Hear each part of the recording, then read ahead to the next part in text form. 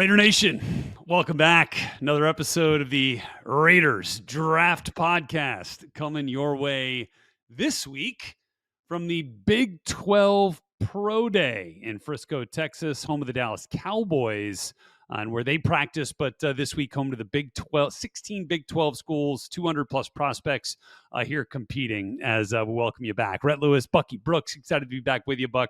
Second year that this event has gone down, and we've covered it for NFL Network. It's unique, man. We don't get a chance to kind of see other conferences do this, bringing all the pro days together as one. Kind of talked about you as a former scout. Mm-hmm. This would have some benefits, right? Kind of bringing everybody together and taking a little bit of the travel variable out of the equation for the spring. Yeah, it's a great idea that the Big 12 has decided to put on, a pro day for everybody, basically like a mini combine just for their member institutions.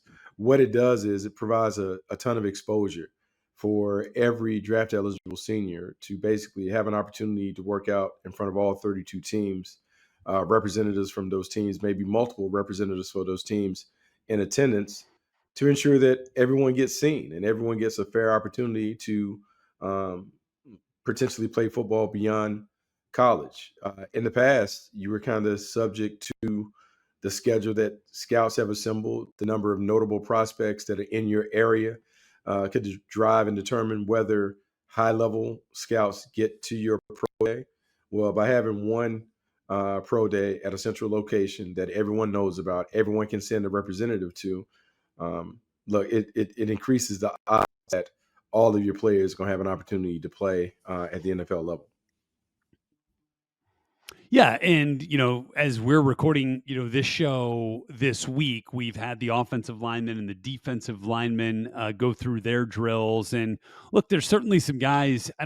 There's maybe a first rounder in the offensive line group in Jonah Savainaya, who I know you had a chance to talk to after he went through his workout.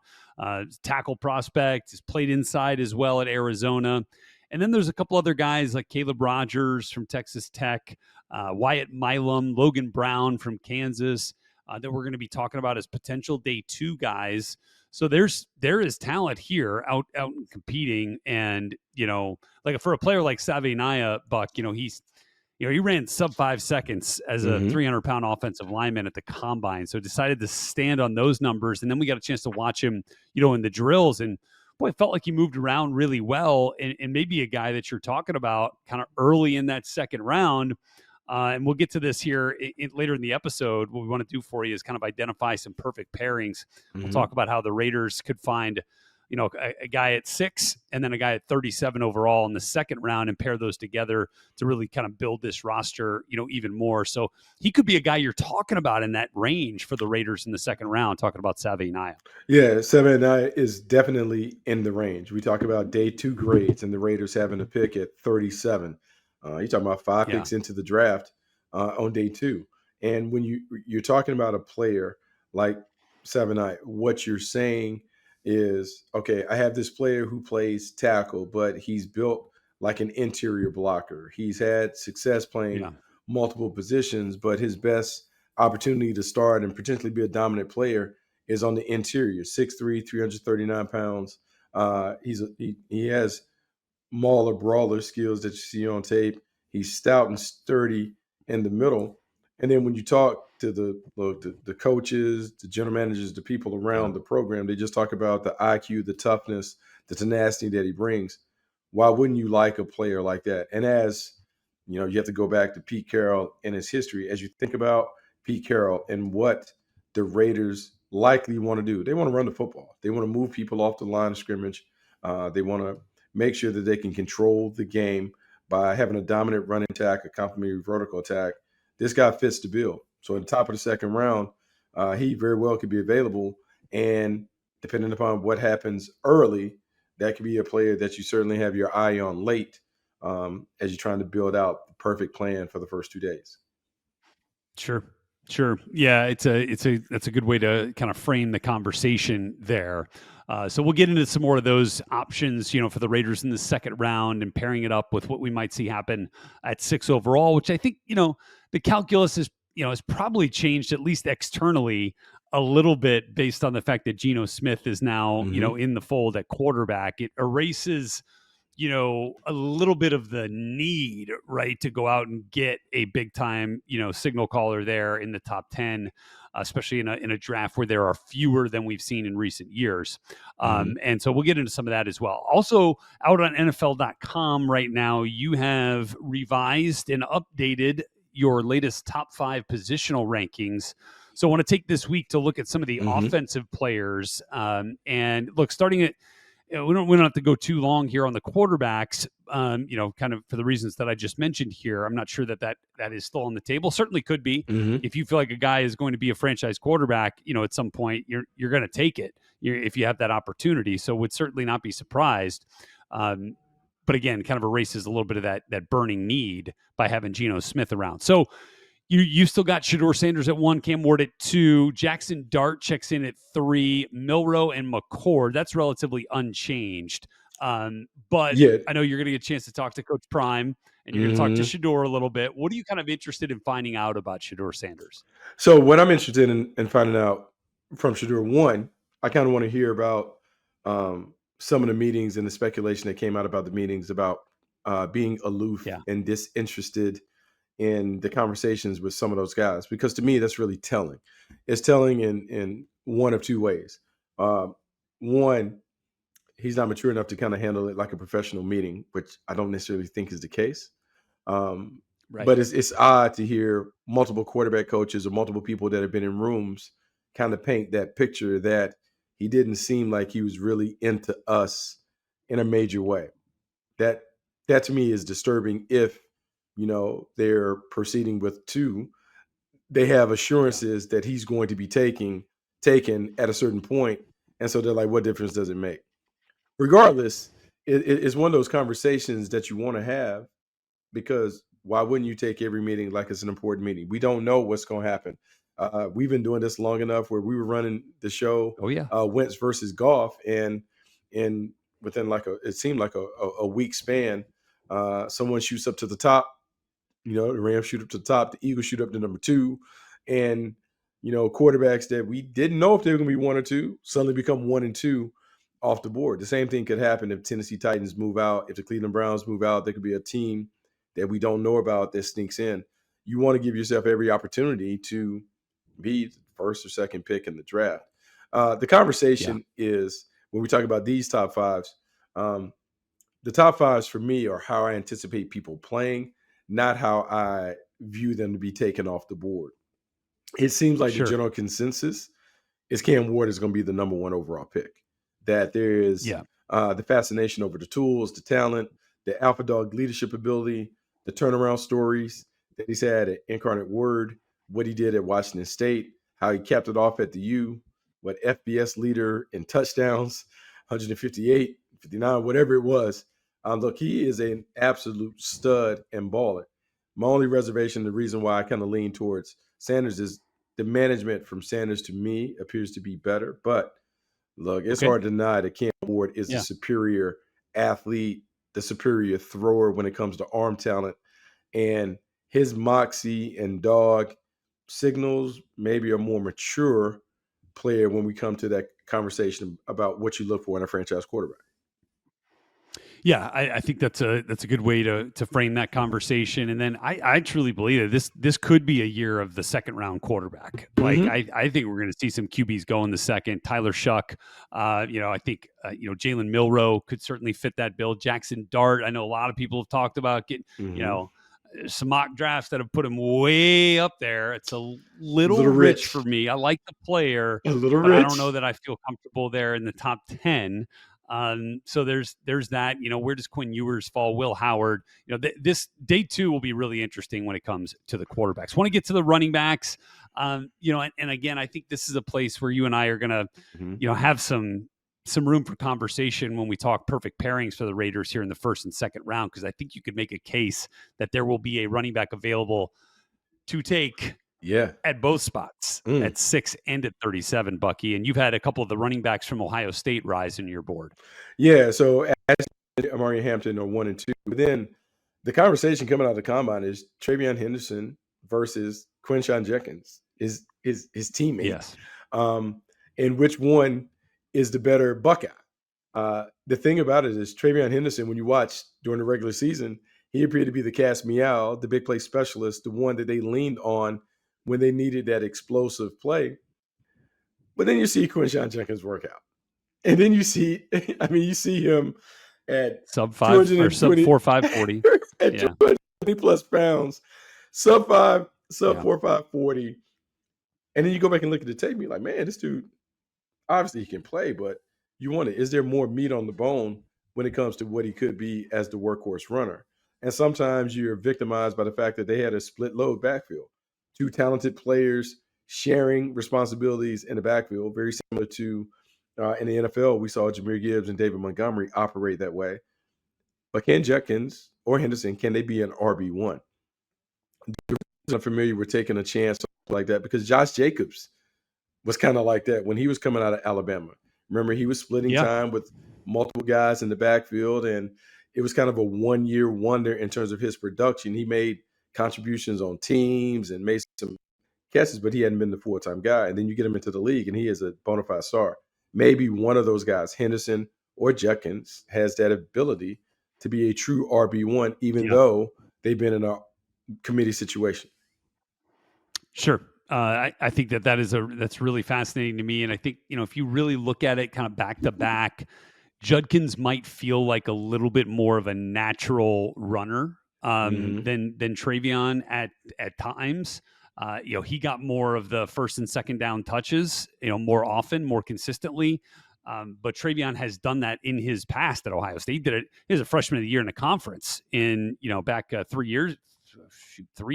years ago now. He was kind of the cat's meow, like, holy smokes, watch out for this dude.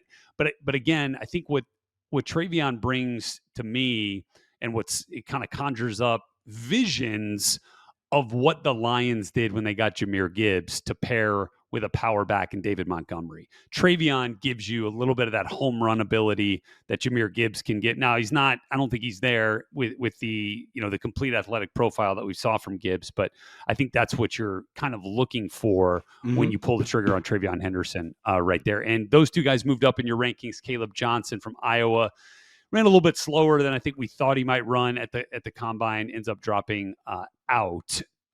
Even Of though I the think running he's a back. really good player. And I do too. if we had I to do talk too. about the Red Star thing, if we haven't talked about it on the podcast, guys, Yeah. Red Star means the player that you just swear by, the player that you believe is going to make it, regardless of situation, circumstance. He's just going to find a way to be a really good player in any situation. Caleb Johnson strikes me as that, man. He is a smooth zone runner. Anyone who He's knows a zone runner. Iowa, Yes. I mean, anyone who knows Iowa just knows that the running back that plays there is going to be able to cut it back, bend it back to the backside. He does it over and over again. He never appears out of control in those things. I think he's destined for a good career. I just worry when we come off the track meet that the combine has become. It's hard when everyone else are running these fast times. And here he has, which is not a slow time, but he runs in the 4.55, I think. 4.5s. Yeah. I It mean, just looks different than when people are putting 4.3s and that's right. 4.4s, and it just looks different. So the Yeah. initial shock of it may ding him, but when it comes time to play, he is a nice player. Yeah. If he gets in the right system, that's a 1,200-yard back, in a zone scheme. Easy. To me, he's a little upright, but he can go and he can cut, and it's fun to watch. And he's a physical dude. He will finish you too. So that's one to watch. All right, let's look at the receivers here a little bit. Again, at 6, to me, I think with this class, it's probably a little rich for a wideout. In this group, I feel like that could be more of a 37 type situation, for the Raiders, and there will be dudes there. But as far as the rankings, where you have them, Matthew Golden jumps in at number 2, Ibuka at 3, which, that's how I have them slotted in as well. I think I actually have Ibuka just slightly ahead of Golden. Oh, And okay. then Luther Burden jumping in there. Tet McMillan, has kind of been the consensus number 1. Yeah. The more I talk about it, though, it's a tougher evaluation. Like there's obvious, like, attractive Traits. stuff in the profile, right? Yeah. Frame, traits. He runs, I think, 4.5. Depending on what scouts you talk to, 4.5 at his workout for Arizona. He's not here at the Big 12 Pro Day, but he did his own workout. And man, there's some things that I really, you love to see from a wideout. You love to see him drive off the ball. You love to see him make every route look like it's a go ball. Mm-hmm. Doesn't do that consistently. He's a little lax at the top of routes. But again, the catch radius, the contested catch ability, the dog that he turns into with the ball in his hands, like that's all there, and that's real tantalizing. Can you bring the rest of it up to match? I think is You the know, question.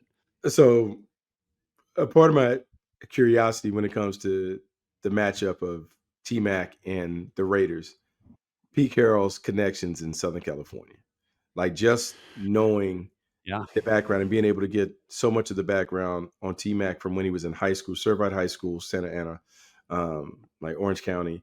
This guy was a terrific volleyball player. You see it Yeah. play out. I mean, he is one of the best that I've ever seen at just winning the 50-50 balls. Like every ball that is contested, he seemingly comes down with. He's just real smooth, fluid. Everything is really easy.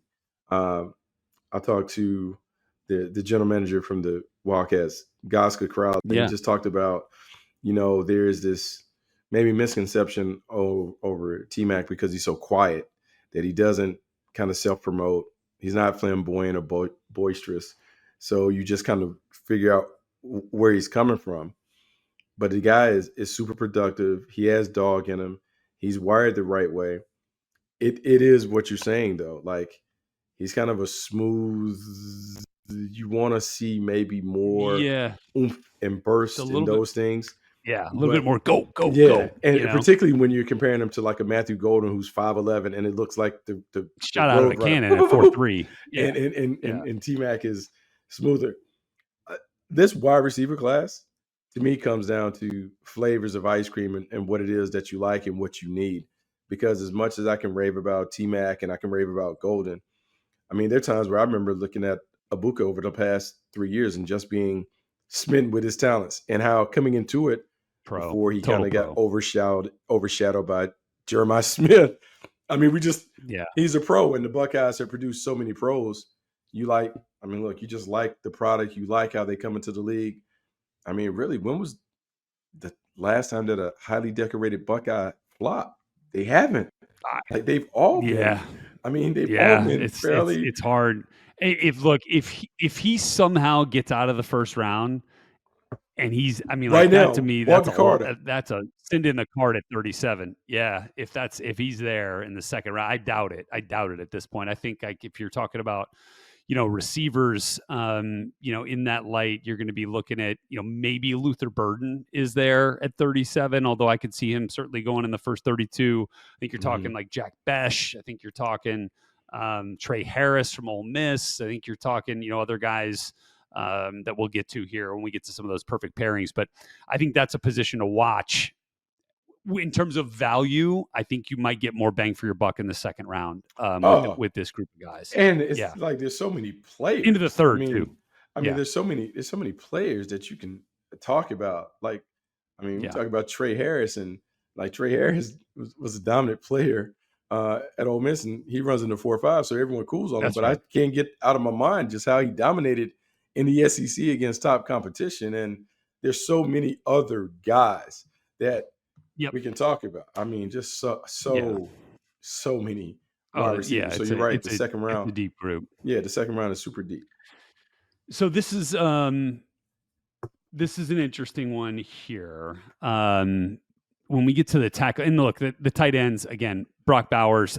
Yeah. What are we doing? I'd be What are we doing? surprised to see one go first or second round. I don't know that we need to spend a ton of time there on the tight ends, other than to Michael Mayer say, before that. I mean, you got two yeah, that's high right. end tight ends Uh, that I mean you're excited about. Like, I mean, yeah, yeah, Tyler guys that Warren, are Colson problem. Loveland. Look, they're going to be they might be available at 6. I don't think that that's the way that we're going to be going in Las Vegas. All right, let's get to the tackles and the interior players, and I'll kind of group this together. But looking at the tackles, it's kind of interesting because Armand Membu from Missouri is kind of on a bit of a rise. seeing the shorter arms from Will Campbell at the combine, has kind of brought him back a lot Mm-hmm. closer to Mimbu. It feels like Josh Simmons is an interesting one. I know I've talked to people there at Ohio State that believe that he, if not for the injury, we'd be talking about him as the first tackle Mm-hmm. off the board. Kind of in the way that Paris Johnson, kind of vaulted late in the process a couple of years ago, and the Cardinals ended up taking him as the first tackle off the board. But here's my question to you, because your tackle list is Campbell, Membu, Simmons, Kelvin Banks from Texas, and then Josh Connerly from Oregon. Is offensive line, is tackle one of those positions where if one of those top two guys is available, that if you're even though the Raiders probably feel pretty good about where they're at, Mm-hmm. if one of those top offensive linemen is available at 6, is that too hard to pass up because of the value of the position? I mean, those are some really good guys that we're talking about. After Yeah. watching Mimbu at the combine run around 339 pounds, like blitzing 40s, the movement skills, what he looks like on tape, man, 6, you just think about adding weapons and pieces to the offensive line. That'll be impressive. Everyone talks about Simmons, how athletic he is, how easy it is for him on the thing. He's one of those rare combination players, like dancing bear, but has the power and pop, has some nasty. All of that stuff is great. Kelvin Banks is another one. The athleticism. It's funny because the tackle class is not lauded as one of the premier or best classes that we've seen, but it appears every time we talk about them, Rhett, look, there are a lot of guys They're up there. that carry first They're up round there. grades, Yeah. and we can't even put them all on the list. To me, it's solid. But yeah, in the top 10, if you're the Raiders, you want to envision getting a guy that's going to be a perennial Pro Bowler, whoever that may be. But it should be a player that you envision, like every year at the end of the year when they hand out the awards and honors, his name is in the conversation. We can let the board kind of fall the way that it falls, but there can be some really good players that you can have to decide from. Oh, for sure. So that's an interesting one. And then, just to kind of throw out and finish off the interior offensive linemen, you've got Booker from Alabama, Donovan Jackson from Ohio State, Gray Zabel from North Dakota State, Jared Wilson and Tate Ratledge, both up there at 4 and 5 from your group from the Bulldogs in those interior offensive lineman rankings. I don't know that we're going to see any of those guys off the board in the top 10. Maybe Booker, maybe Donovan Jackson, fringe first round. Gray Zabel probably getting up there in the first 32 at some point. So those guys will be interesting to follow. Yeah, it seems like Zabel is there. It seems that there's a lot of love he's going for him, his versatility and those things. And the thing that we have to talk about as the Raiders, as you're sitting there with 37, if there's someone that tickles your fancy, do you move back into the first round to make sure that you snag them? That's why it's always one of those things where you want to be aware and mindful of who could be available in those spots, because it doesn't take much to make a move to get in there to secure one. Okay, so those are your new top 5 rankings that are out right now on NFL.com. Let Bucky know what you think. Hit him up on the social media platforms. Tell him how right he is, which is what all of you love doing anyway. And so we're going to go in depth on Bucky's top 5 defensive position rankings on our next episode coming at you next week. So stay tuned for that. But what I want to do right now, and it's kind of a fun exercise to go through, is perfect pairings. And for the next couple of minutes here, as we wrap up this episode, kind of taking a look at players, again, 6 overall, where the Raiders are picking in the first round. They move up to 5 in the second round. So that's pick number 37.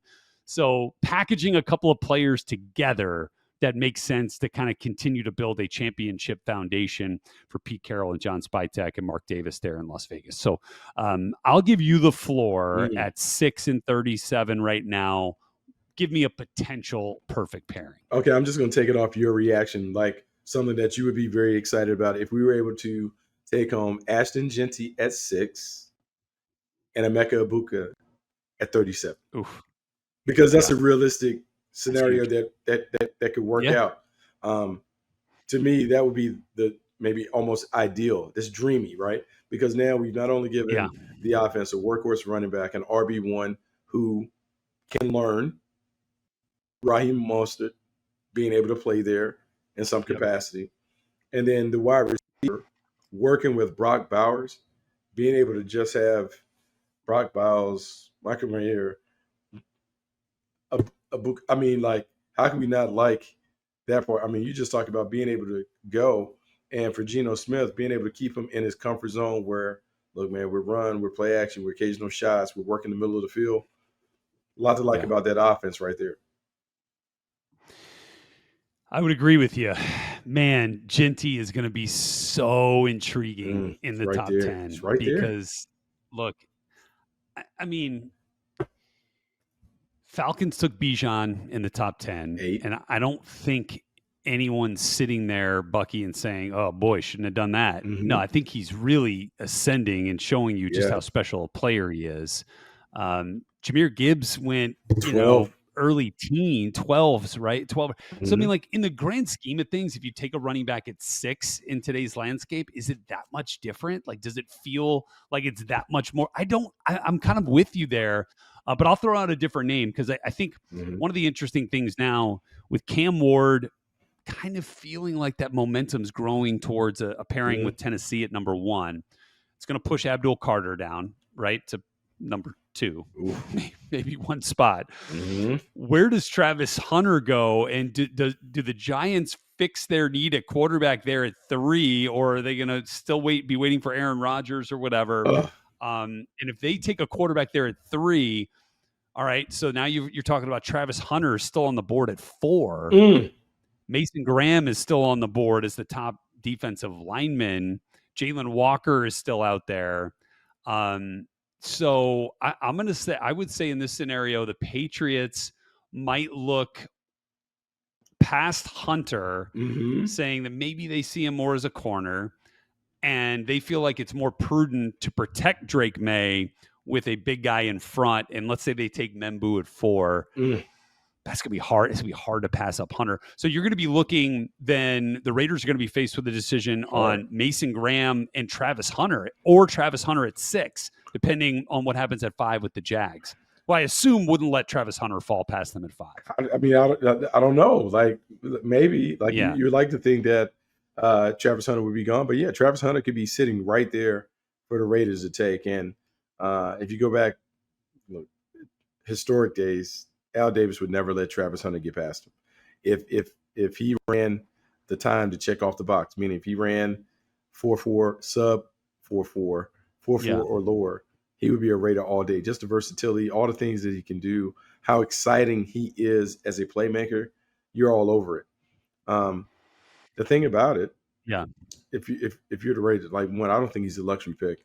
To me, I think he fits perfectly in a team that is a mix of man and zone, but primarily zone. Because I want to take advantage of his eyes and his vision and his Ball instincts. skills. I See don't the want to vision. have him. Yep. I don't want to have him with his Yep. back to the quarterback. I want to do those things. And then we just talked about the offense, right? Bowers being able to Yeah. control the middle of the field. You got Hunter that can catch it and take it a distance from anywhere. I think Yeah. his route running is still unrefined. But I just know a see ball, get ball pass catcher that, hey, just figured out, street lighted. He gets it. I mean, sand lighted. He just gets it done in a major way. Yeah.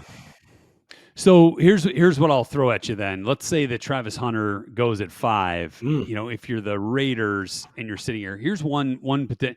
It feels like in this draft, 6 is rich for a corner. Maybe. Right. Yeah. I mean, outside of Travis Hunter, right? Yeah, If because Travis isn't there. you're talking about Will Johnson and some of those other guys, man. You just got to be Johnson just sure. got hurt again. He pulled a hammy post combine, like, so he's not going to work out until 10 days before the draft. Now, look, I know, John Spytek, great Michigan man. Okay. So I look, and obviously that's not going to influence who the Raiders select here at 6, but I do think it's interesting. And in this scenario, Mason Graham would be sitting there. And I think if you start to, put Christian Wilkins up there, Mason Graham, Malcolm Kuntz, Max Crosby, rotate Tyree Wilson in, you've now got maybe the most fearsome front, certainly in the AFC West, up there at the top of the AFC in general. So let's say Mason Graham is there at 6. You take that, and then you come back in the second round and you fire up Maxwell Hairston from Kentucky as a corner. Okay. Speed, coverage ability, ball skills, 5 picks, 6 picks, I think 2 years ago. So I think that could be a potential pairing there. That would be interesting. Really interesting, right? Because now you're leaning all the way into Pete Carroll's defensive background, Yeah. and you're also leaning into how he had his most success in Seattle: 4-man rush, maximum coverage, um, being able to kind of take away the deep ball and do those things with the talent that you've assembled.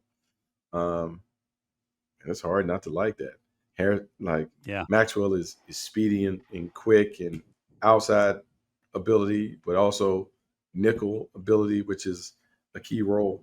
You can get him a jersey every week. Those two starters, two what you would anticipate being two high end starters in the first 24 hours of the draft, basically. Yeah. Yeah. So there's just a couple of ways to kind of think about how things might go and how things might fall and how you might, I don't want to say address needs, but address, positions, Mm-hmm. that might feel, like a place the Raiders could explore, Mm-hmm. either in the first or second round, and how that could flip flop depending on who's there and who's available. So, look, if Travis Hunter's there, probably locking that up, and then maybe we're talking about a running back in the second round. Maybe we're talking about something different there. So like, there's a lot of different ways that you can go, and just trying to paint. It's a little bit of a choose your own adventure. If you go this way in the first round, you're going to go this way in the second, that sort of Yeah. thing. So Yeah. those are some of the things that we think about when it comes to those scenarios. So just a couple of things of food for thought right there. But excited to be back here with you next week for another episode of the Raiders NFL Draft Podcast. Come back with Bucky's top defensive players at each position and assess kind of where they sit after his latest revision. So that's where we're at. So for Bucky Brooks, I'm Rhett Lewis. Thanks again to our friends at Silver and Black Productions for always making these shows sing for us each and every week. And we look forward to being back with you, Raider Nation, next week.